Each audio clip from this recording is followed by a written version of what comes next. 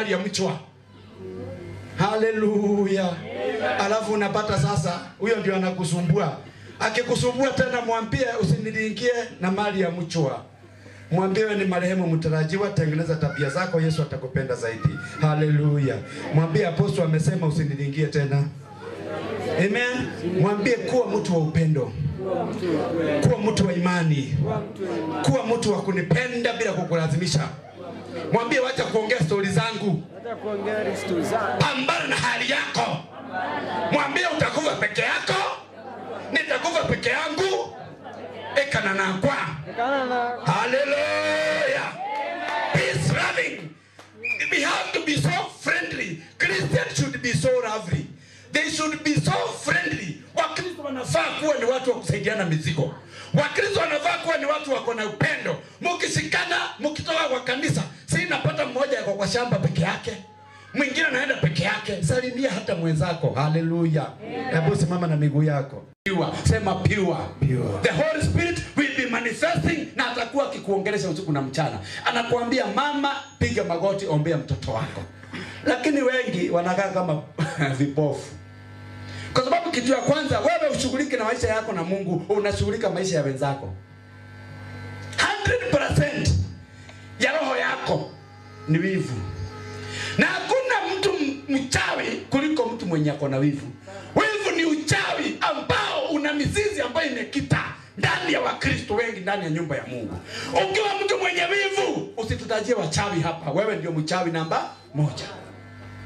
Kwa sababu mtu akiwa na wivu hataki kuona hata apostol ameng'ara. Anasema asi mtoto amshike tu na switi hizo nguo zake. Angalia jirani, mwambie mbona umeparara, unakaa shaka. Mwambie kuanzia leo ongeza imani ndani ya Mungu. Uking'ara tutajua. Ukiparara ninaona. Haleluya. Yesu hataki Wakristo wako na shaka.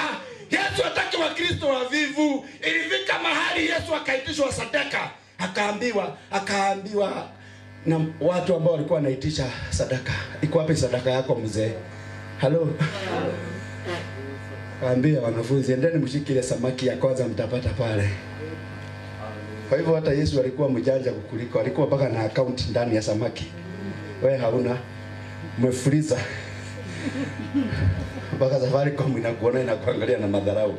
Unapiga 100 hawachiki simu yako. Reni zote ziko busy. Ati wahudumu wetu wako busy wakishughulikia wateja wengine. What about you? It is good to know that we are not here for long. Hatukai katika hii anga miaka mingi. Kuna siku tunakufa, turudi kwa Mungu wetu. Hallelujah. Sisi wote tunaishi kubeba kifo wakati wote.